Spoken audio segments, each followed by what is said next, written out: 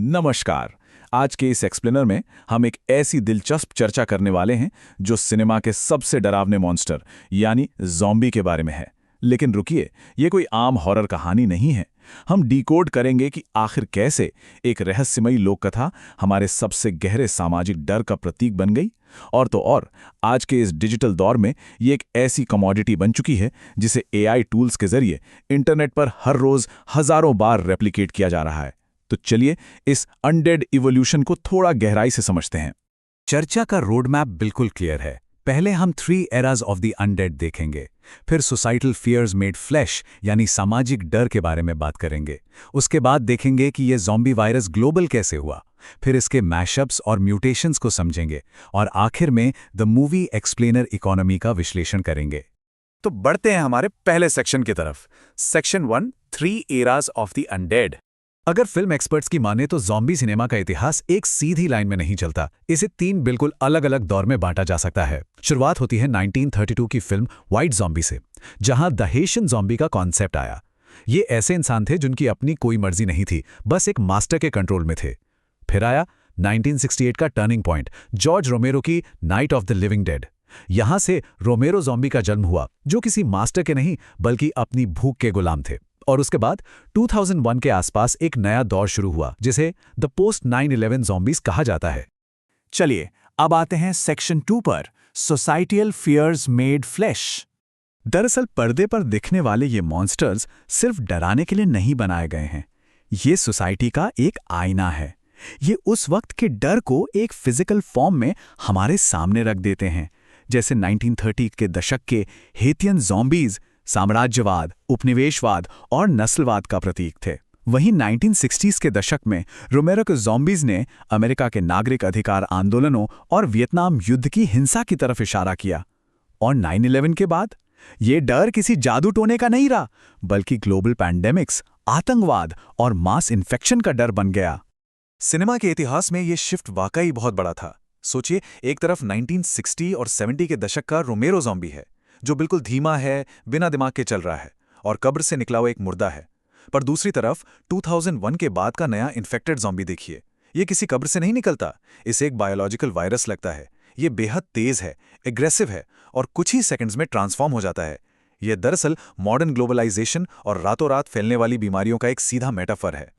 और संक्रमण का ये डर सिर्फ कहानियों में नहीं था, इसका एक बहुत ही सॉलिड रियल वर्ल्ड कनेक्शन था। 28,652 ये कोई छोटा नंबर नहीं है। सीडीसी के डेटा के हिसाब से 2014 में इबोला वायरस के केसेस ग्लोबल लेवल पर इस खौफनाक आंकड़े तक पहुंच गए थे। इसी असलियत ने मॉडर्न ज़ॉम्बी को दर्शकों के लिए इतना रिलेटेबल और डरावना बना दिया। अब जैसे जैसे इस वायरस और इन्फेक्शन वाले जॉनरा की डिमांड बढ़ी, इसको फलने फूलने के लिए एक नया घर मिल गया, स्ट्रीमिंग प्लेटफॉर्म्स।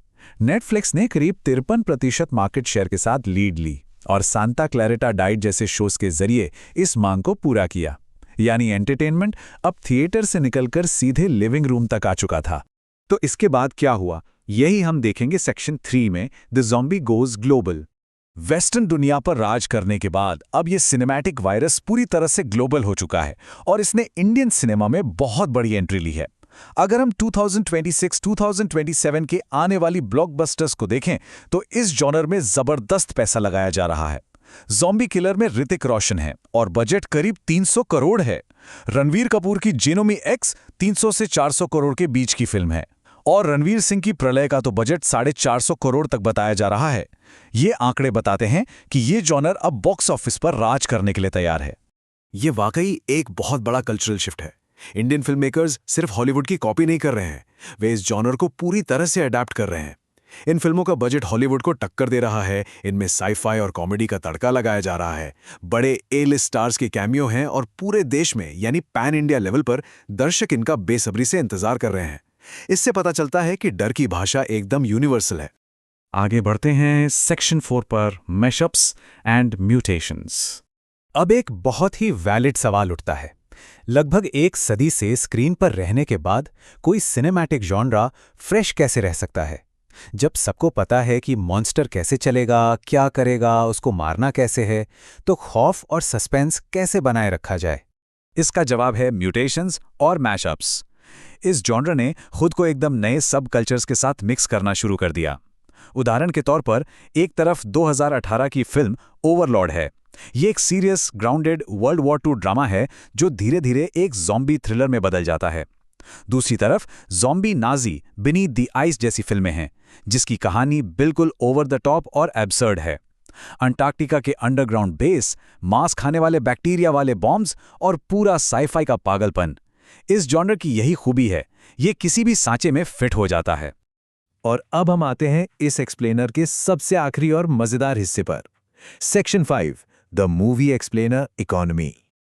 अभी तक तो फिल्में स्क्रीन्स पर थीं, लेकिन अब एक नया डिजिटल वायरस आ चुका है जो इन फिल्मों को ही मास रेप्लिकेट कर रहा है। आजकल YouTube क्रिएटर्स एक बिल्कुल सेट पाइपलाइन फॉलो करते हैं। पहले विदेशी वीडियोस ढूंढो, उनके टाइटल्स को टारगेट लैंग्वेज में ट्रांसलेट करो, AI टूल से स्क्रिप्ट निकालो, चैट GPT से उसको थोड़ा मसालेदार बना के रीराइट कराओ और फिर AI से ही वॉइस ओवर जनरेट करके पब्लिश कर दो। ये पूरी तरह से ऑटोमेटेड और मास प्रोडक्शन का खेल बन चुका है।